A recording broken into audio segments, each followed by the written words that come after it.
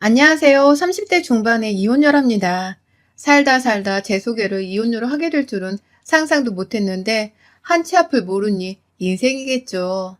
제 주변 지인들 중에 시집살이 때문에 스트레스를 받는 지인들이 너무 많아서 결혼을 앞뒀을 때 남편과 이런저런 얘기를 나누면서 어떤 곳인지를 미리 짐작하고 나름 살펴보려 노력을 많이 했었습니다. 결혼이라는 게 애들 장난도 아니고 집안도 어느 정도 봐야 한다는 것은 잘 알고 있었기에 상당히 신중했던 것 같아요. 저와 남편은 큰 문제가 없었지만 이것도 결혼하고 어떤 식으로 달라질지는 아무도 모르는 거라 생각하면서 어찌 보면 조금 부정적인 시선으로 결혼이라는 걸 바라보던 사람이었던 것 같습니다. 그래서 남편이 결혼하자고 처음 말했을 때도 흔쾌히 받아들이지 못하고 망설이고 또 고민했습니다. 승철 씨, 오늘 우리 각자 집에 대해서 얘기를 해볼까? 우리가 결혼을 정말 할 거라면 각자 집안 사정 같은 건 어느 정도 알고 있어야 된다고 나는 생각하거든. 당신은 어때? 좋지. 좋은 생각이네. 당신 말이 맞아. 집안끼리 만나는 거기 때문에 신중한 게 맞다고 나도 생각하고 있어. 내가 먼저 말할게. 우리 집은 특별한 건 없어. 당신도 알지만 우리 부모님 두 분 다 가게 같이 운영하시면서 큰 매출은 아니어도 두 분이 버셔서 그렇게 살고 계시고 남동생도 사회에 자리를 잡은 상태라서 지가 벌어서 지가 살고 있고 그런 평범한 집이야. 지금 우리 본가 살 때 대출을 조금 껴서 그것만 조금 있고 그 외에는 딱히 뭐가 없기는 해. 음, 수진이네랑 다르게 우리 집은 조금 시끄러운 이슈들이 있어. 수진이 너가 실망할까봐 말하기가 조금 망설여지긴 했는데. 아, 괜찮아. 말해봐. 결혼 전에 서로 사정 다 알고 파악하고 그렇게 결혼해야지. 내 밑에 2살 어린 여동생 있잖아. 승희. 승희가 어렸을 때부터 사고를 참 많이 쳤어. 그런데 지금도 툭 하면 회사를 그만두고 사회생활에 잘 적응을 못해. 이유를 물어보면 그때마다 뭔가 변명 같은 이유들이 하나씩은 꼭 있었거든. 저렇게 일을 제대로 못하다 보니 아직도 1년을 제대로 다녀본 회사가 없어. 나이가 30 줄인데. 근데 또 우리 아버지가 일찍 가셨잖아. 그래서 엄마 혼자 힘들게 승희 뒷바라지하다 이제 내가 돈을 벌고 하니까 솔직히 내가 잔소리도 하고 뭐라고도 하는데 결국 조금씩은 도와주고 있어. 그럼 우리 결혼하고 나서도 아가씨를 금전적으로 지원해줘야 하는 거야? 얼마씩 도움을 주는 건데? 달마다 100만 원씩 내가 보내주고 있어. 근데 이거 내가 총각일 때 얘기고 우리가 이제 결혼하면 경제적인 것도 공유를 하고 공동재산이 되는 거니까 내 마음대로 그렇게 예전처럼 할 수 없지. 아휴, 처남처럼 승희도 얼른 자리를 잡았으면 좋겠어. 아가씨 문제 말고는 다른 건 없어? 음, 우리 엄마가 혼자 키우다 보니까 금전적으로 솔직히 어렵기는 해. 그래서 내가 승희랑 엄마한테 돈으로 도움을 많이 주다 보니까 내가 모은 돈도 별로 없기도 하고, 우리는 아직 월세거든. 그래서 매달 나가는 비용도 있고, 뭐 그런 답답한 상황이지. 나는 조금 이해가 안 가는 게 당신이 가족들을 도와주는 건 찬성이고 당연한 거라고 생각은 하지만 언제까지고 책임을 질 수 없다는 걸 당신이 제일 잘 알았을 텐데 아가씨라도 빨리 독립시킬 수 있도록 해줬어야지. 매달 가만히 있어도 100만 원이란 돈이 뚝 떨어지면 나 같아도 일 안 할 것 같은데? 우선 어머님께 용돈 개념으로 도움 주는 건 괜찮지만 아가씨에 대한 금전적인 도움은 단 하나도 없게끔 할 수 있으면 결혼도 괜찮지만 그런 게 아니라면 우리 아직 결혼하기엔 상황이 안 좋은 것 같아. 그치, 수진아. 나도 그래서 너랑 결혼 결심하고 생각을 많이 했어. 승희도 지금 회사 취직하기는 했는데 이번에도 그런 식으로 나와버리면 절대 안 도와줄 거라고. 오빠도 이제 결혼해야 하고 돈 없다고 일러주긴 했어. 아니, 일러두는 걸로는 안 돼. 확실히 말해. 금전적인 지원은 신용불량자가 되든 빚 독촉을 받든 뭐든 일절 없을 거라고 확실히 말해주고 나한테도 그렇게 하겠다고 확실히 말해줘. 결혼이 장난도 아니고 그렇게 애매하게 했다가 괜히 승철 씨랑 나랑 사이만 나빠지고 불행한 결혼 생활이 될 게 눈에 보여서 난 확실함이 없다면 결혼 다시 생각할 거야. 그리고 어머님은 어머님에 대해서도 말해줘. 우리 엄마는 당신도 알다시피 분식집 아주 작게지만 하고 계시고 그걸로 생활비는 벌고 계셔. 이제 집을 전세로 옮겨보려 노력하고 계시고. 그 외에는 없어? 그래, 없다 없어. 이제 다 들으니 속 시원해? 이 사실을 내가 몰랐다 결혼하고 알게 된 거라 생각해봐. 그럼 우린 분명 내내 싸우기만 했을 거야. 미리 알게 되었으니 서로 상의하에 결정이란 건 해볼 수 있고 해결할 수 있는 거잖아. 우선 내가 말한 대로 꼭 아가씨에 대한 부분은 확실하게 해주면 좋겠어. 정말 제가 생각해도 너무 냉정하다 싶을 정도로 확실하게 남편에게 일러뒀고 남편은 저에게 신뢰와 믿음을 주겠다는 면목하에 시댁으로 저와 함께 가서 모두가 있는 자리에서 말했습니다. 승희랑 엄마한테 말할 게 있어서 이 사람이랑 같이 왔어. 다름이 아니라 우리 이제 결혼할 건데 사실 그동안 내가 승희 너 금전적으로 도움을 한두 번 준 것도 아니고 오빠가 그렇게까지 해야 할 의무가 없어도 해줬잖아. 저번에도 말했지만 두 번 다시 도와주는 일 없을 거야. 너가 빚이 버거워서 신용불량자가 된다 한들 오빠는 이제 너한테 돈으로 안 도와줄 거야. 솔직히 할 만큼 했어. 그리고 엄마는 저랑 이 사람이랑 상의를 해봤는데 매달 50만 원씩 용돈 드리려고 해. 더 드리고 싶지만 저희도 이번에 집 구하면서 대출 끼고 이것저것 하니까 빠듯하더라고. 그리고 내가 모은 돈도 별로 없고 솔직히 이 사람 볼 면목이 없어. 어머님, 저희 성이니까 편히 받아주시면 감사할 것 같아요. 뭐, 그래, 그래라. 근데 50만 원은 너무 적지 않니? 아, 그게 엄마. 어머니, 사실 저희 부모님께는 따로 용돈도 챙겨드리지 않아요. 그치만 여태 승철 씨가 집안의 가장으로서의 역할을 해왔기에 그걸 결혼과 동시에 무너뜨릴 수 없다고 생각해서 어렵게 내린 결정이에요. 너네 집은 바깥 양반이 멀쩡히 살아계시지 않니? 우리 집이랑 상황이 다르지. 승철 씨가 결혼 자금으로 버틸 수 있는 돈이 3천만 원이에요. 제가 보태는 비용이 7천만 원이고 저희 부모님께서 도와주신다는 비용이 3천만 원. 이렇게 해서 제가 1억을 채워서 저희 겨우겨우 집도 마련하고 가구들도 사서 채우고 그럼 남는 게 하나 없어요. 저희도 다시 시작해야 하는데 거기서 고정지출로 매달 50만 원씩 나가는 건 절대 작은 돈이 아니에요, 어머니. 솔직히 저렇게 가격까지 딱딱 밝혀서 말한 건 제대로 인지를 해드리고 싶었어요. 현재 저희 상황에 대해서 당신 잘난 아들이 지금 어떤 상황이고 그리하여 결혼할 때 금전적으로 얼마나 쪼들리는지에 대해 알려드리고 싶은 마음으로 일부러 금액까지 딱딱 밝혀서 말씀을 드렸습니다. 저렇게 말하고 나니 남편도 시모도 입을 딱 닫고 아무 말 못하더라고요. 이렇게 강하게 말하지 않으면 분명 돈으로 이후에 골치 아픈 일들이 생길 것 같아서 확실히 해두자 싶었습니다. 그런데 살아있는 건 주둥이뿐인 신우가 입을 열더라고요. 새언니, 근데 너무 우리 엄마 앞에서 싸가지 없게 말하는 거 아니에요? 돈 없다고 지금 우리 가족 개무시해요? 아가씨는 말하는 방법을 좀 배워야겠다. 저 싸가지 없다고 돌려까지 말고 대놓고 말해요, 그럼. 그리고 개무시한 적도 없고요. 무시당했다는 생각이 들면 무시 안 당하게 아가씨 커리어를 쌓으세요. 인정해 줄 테니까. 그리고 미리 미안한데 아가씨, 나는 내 동생한테도 그랬지만 나이값 못하면 대우 안 해줘요. 알아둬요. 뭐라고요? 지금 내가 사람 같지도 않다는 거야, 뭐야. 당신이 뭔데 나를 가르쳐? 우리 엄마도 가만히 있는데. 그래, 수진이 너 네 남편 동생인데 너무 말을 막 하는 거 아니야? 그것도 내 앞에서 네가 아주 돈 좀 해온다고 우리 집을 네 밑으로 보나 본데 내가 네 버릇을 아주 단단히 고쳐놔야겠구나. 너 승철이한테 내 성격에 대해서 못 들었나 본데 나 아주 보통 아니다. 어머니, 제 말에 비하하는 말이 없었어요. 아가씨가 되려 짐작하고 발끈한 거지. 그리고 이런 식의 분위기고 환경이라면 저 또한 결혼 안 해요. 승철 씨한테도 일러뒀고 미리 와보길 잘한 것 같네요.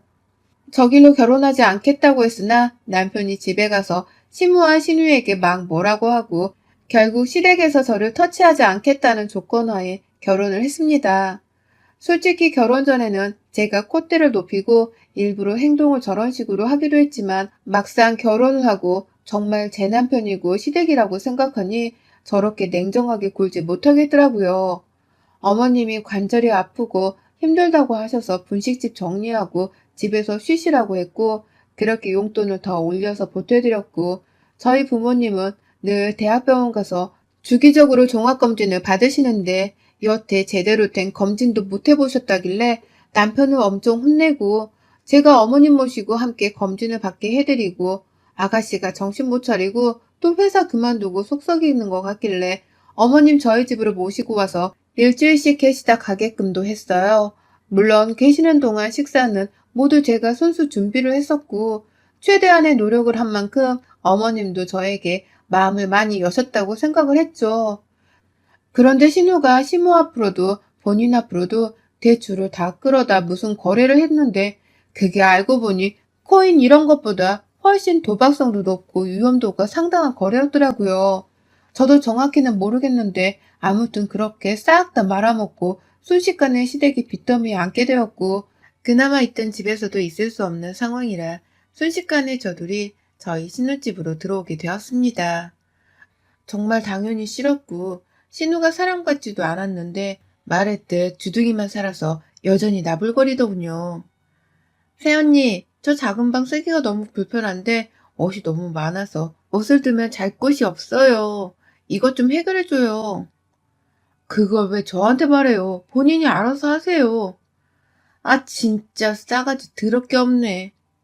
그래, 나 싸가지 더럽게 없어. 너는 개념도 없고 생각도 없고 싸가지도 없고 집을 말아먹고서도 친구들이랑 술 처먹으러 다니고 너는 엄마 보면 불쌍하고 죄송하지도 않니? 너 같은 것도 사람이라고 거두고 있는 내가 미친년 같아. 지금 말 다 했어? 미친 거 아니야? 맨날 무슨 말만 하면 싸가지 없네. 미친 거 아니냐? 말고는 할 말이 없지? 네가 생각해도 주둥이 나불거릴 시간에 나가서 일이나 해. 신우가 하도 싸가지 없게 나오길래 저도 예의를 지키지 않고 대해줬어요. 그래도 신우는 제 편이지 않을까 싶었는데 아니었습니다. 너무 충격을 받아서 진짜 온몸이 달달 떨렸던 날이에요. 제가 원래 약속이 있었는데 취소가 돼서 이참에 아무도 없는 조용한 내 집에서 잠이나 실컷 자보자 싶어서 침실에서 이불 푹 뒤집어 쓰고 자고 있었거든요. 그러다 너무 시끄러워서 잠에서 깼는데 저만 빼고 시모랑 신우들이 거실에서 치킨을 먹으며 얘기를 하더라고요. 아, 엄마, 언제까지 이러고 살아야 돼? 나 진짜 저녁 보는 것도 싫어. 성질만 들어와서 한마디를 안 치잖아. 논리적인 척 하는 것도 그지 같아. 예, 니네 오빠나 잘 꼬드겨봐. 그건 네 역할이니까. 엄마가 적당히 수진 제 편인 척 해주고 있으니까 우선지 만들지 말고 조용히 있어. 언제까지 이러고 살아? 꼴도 보기 싫은데. 그리고 만약 오빠가 이혼 안 한다면 끝 아니야? 무슨 생각인 건데? 아유, 넌 언제 철들래? 정말 네 오빠가 이혼을 할 수밖에 없도록 만들어야지. 수진이 쟤랑 이혼을 할 수밖에 없게끔 만들어줘야지. 상황을 네 오빠 유리하도록 해줘야 이혼할 때 재산부나 위자료 이런 쪽에서도 네 오빠가 가져올 수 있는 게 많아지거든. 그리고 이제 슬슬 시집살이도 시키고 나가 떨어지게 해줘야지.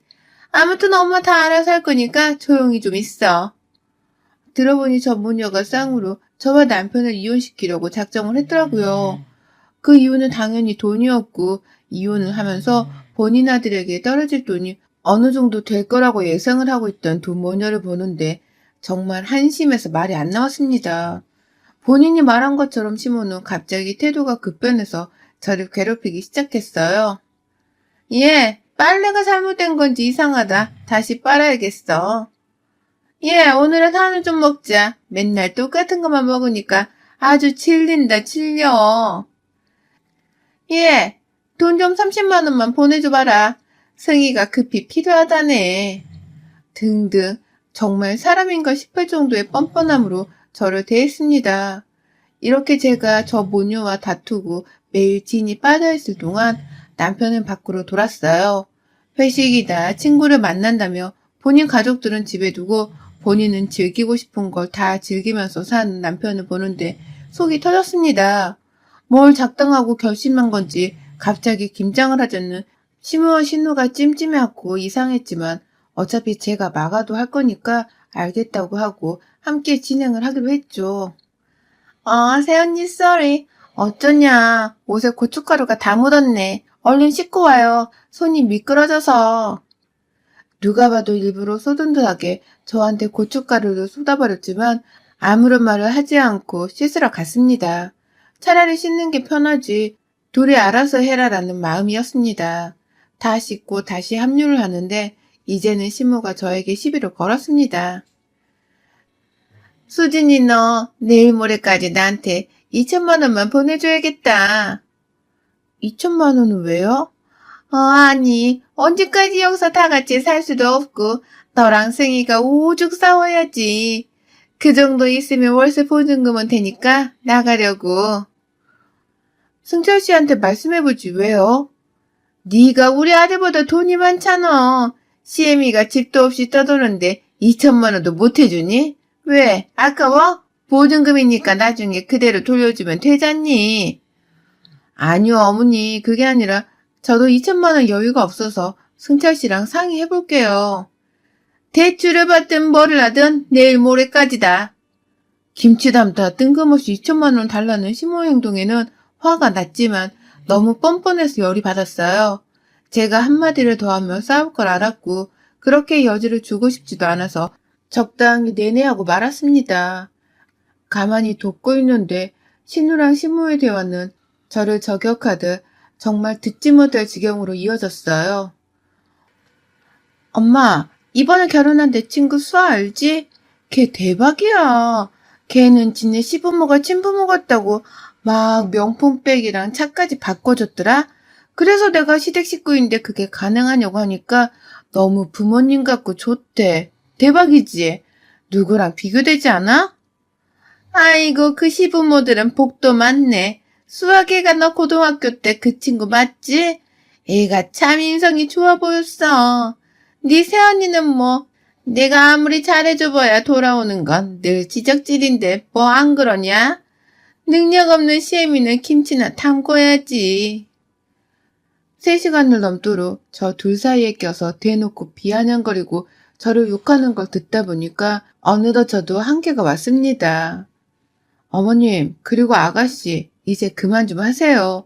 저 들으라고 욕하는 거 실컷 들었으니까 그리고 저랑 승철 씨 이혼했으면 하고 바라는 것 같은데 정확히 말씀드릴게요. 이혼을 해도 제가 득이지 승철 씨는 절대로 득이 없어요. 아시죠? 저 되게 지독할 만큼 정확한 거 제가 믿지는 장사는 절대 안 하거든요. 그러니까 이혼을 해도 저는 손해볼 게 없어요. 먼저 저둘의 패기를 제가 깠어요. 전날 하루 종일 욕을 들어서 심적으로 힘들었던 것도 있고 혼자 냉정히 생각을 해봤어요. 이 결혼을 유지하는 게 맞는지 아닌지를. 그런데 생각을 해보면 해볼수록 제가 결혼을 하고 단 한 번의 행복한 감정을 느껴본 적이 없었습니다. 돈을 버는 족족 시댁에 쓰기 바쁘고 저 둘이 막무가내로 집으로 들어온 이후부터는 남편이랑도 사이가 멀어지고 거의 쇼윈도 부부처럼 지냈던 것 같아요. 외로웠고 힘겹고 숨이 막혀서 어디로 확 도망가고 싶다는 생각이 들었습니다. 그래서 저는 먼저 저들의 패를 까고 생각을 읽고 먼저 행동하기로 했어요. 너 우리 얘기하는 거 엿들었니? 영악하기는. 난 진짜 너처럼 지독한 애는 처음 본다. 여자가 그렇게 드세고 지독하면 못 써. 오던 남자도 달아나지. 그러니 승철이가 마음을 못 주고 늘 밖으로 돌지. 막말로 너는 승철이가 밖에서 씨 뿌리고 다녀도 할 말 없다. 내가 봐도 너 보면 흥분도 안 될 것 같아. 어디 무서워서 건들기나 하겠냐? 엄마 대박. 그건 나도 똑같이 생각했는데 솔직히 같은 여자지만 언니 같은 여자 진짜 매력 없는 거 본인도 알죠? 우리 오빠는 대체 어디가 좋아서 언니랑 결혼했는지. 그나마 돈이겠지? 돈은 있으니까? 그럼 좀 제대로 써야지. 어차피 말이 나왔으니 그냥 이혼하고 정리해라. 그리고 너 때문에 우리 아들 이혼남 된 거에 대한 피해보상은 청구할 테니까 똑바로 물어내라 돈으로. 진짜 수준 떨어져서 대화를 못하겠네. 대체 사람이 어떤 생각을 하면서 살면 그런 생각을 할 수 있는 거예요, 둘 다? 밖에서 씨를 뿌리고 다니든 말든 어떤 여자랑 뒹굴든 말든 전 상관없어요. 어차피 안 봐도 수준 답 나오고 그런 수준 떨어지는 것들이랑 상종하기 싫거든요. 근데 딱 어머님이랑 아가씨가 너무 조급해서 상종하기가 싫어요. 그러니 나가주세요. 아이씨구, 여기가 네 집이냐? 내 아들 집이기도 하지. 어디서 이래라 저래라야. 나가고 싶으면 네가 나가라. 쪽수로 해도 우리가 이기는구먼. 어디서 까불고 있어. 이봐. 정말 너무 무식해서 수준 떨어져서 대화가 안 통하네. 어머님, 정신 차리세요. 이 집 제 명이고 오로지 다 제 돈으로 대출 껴서 산 제 집이에요. 당신 아들 돈은 한 푼도 안 보탰고 이 가전들, 가구들도 제 돈으로 산 거예요. 이 집에 당신 아들 거는 팬티 몇 장, 옷 몇 개뿐이에요. 모르셨어요? 아니 그게 우리 승자리가 2천인가 3천인가 보탰잖아. 네 주둥이로 씹으렸으면서 기억이 안 나냐? 아, 그 돈이요? 그거 아가씨 사고 쳤을 때 합의금 금액이랑 똑같지 않아요? 당신 잘난 아들이 결혼에 보탬 비용이 없어요. 그럼에도 내가 여태 아무 말도 하지 않고 생색 한번 낸 적도 없는 건데 결국 본인 발등 본인들이 찍어버리네. 사실 그 돈으로 가전도 마련하고 채우려고 했으나 그새를 못 참고 사고친 아가씨의 합의금이 필요해서 돌려막았고 결국 남편은 이 결혼에 금전적으로 보탠 게 아무것도 없는 상태로 저와 결혼을 했었던 건데 그것도 모르고 저렇게 설레발을 치는 저 두 모녀를 어쩌면 좋을까요? 한심하다 못해 안쓰럽기까지 했습니다. 어차피 이렇게 끝난 거 짧으면 짧고 길다면 길었던 지옥 같은 결혼 생활의 시간이 너무 아깝고 분해서 김장 담그던 곳에 이 둘을 같이 담궜습니다. 너는 제발 정신 좀 차려. 언제까지 이럴래? 언제까지? 어때? 네가 그렇게 좋아하는 니네 엄마 김치인데 어떠니? 미친 거 아니야? 엄마 말려봐 좀. 이렇게 둘을 대하에 담궈버리고 김치 범벅이 된 둘은 눈이 따갑네 미쳤나 난리난리를 치는데 그대로 현관문 밖으로 밀어버렸습니다. 인터폰도 꺼버리고 후에 남편이 왔는데 그 길로 절대 문을 안 열어줬어요. 전화가 와서는 이게 지금 뭐 하는 거냐고 난리를 치는 남편에게 그랬죠. 당신이 바라던 게 이런 거 아니야? 이혼하고 싶은 마음이 없었다는 거짓말은 하지도 마. 그동안의 행동을 당신이 떠올리면서 생각해봐. 절대 그런 말 못할 거니까. 제발 돈이라도 빌려달라고 연락 오는 심오한 남편을 뒤로하고 그 어떠한 연락도 받아주지 않았고 이것 때문에 이혼하는데 시간이 조금 걸리긴 했지만 잘 마무리를 했습니다. 남편으로서의 역할도 제대로 수행하지 못했고 지긋지긋했던 시댁 식구들로부터 힘겨웠던 나날들을 겪은 제 사정이 인정이 되어서 그쪽에게 가는 돈이 하나 없어서 노발돼 버렸던 시모였지만 가볍게 무시해줬어요. 이혼을 하고 혼자서 시간들을 하나씩 돌이켜봤는데 그렇게 철저하게 하고 싶다며 하나씩 차근차근 해나갔던 저였지만 똑똑한 척을 혼자서 다 했지만 결국 제 자신이 가장 한심하고 부족한 사람이었지 싶은 생각에 자기 개발을 하기 위해서 요즘은 노력 중에 있습니다. 김치에 시무랑 신우를 버무려버린 사건은 지금 지인들이랑 밥을 먹다 김치만 봐도 빵 터지긴 하는데 그것도 결국 잘한 행동은 아니라고 생각을 하지만 시간을 되돌려 다시 돌아가도 김치에 둘을 버무려버리긴 했을 것 같아요. 이제는 많이 괜찮아진 상황이라서 이렇게 사연으로 적어보긴 했는데 저에게 많은 용기를 심어주시길 바라겠습니다. 여러분의 생각은 댓글로 남겨주세요. 오늘도 시청해주셔서 정말 감사합니다.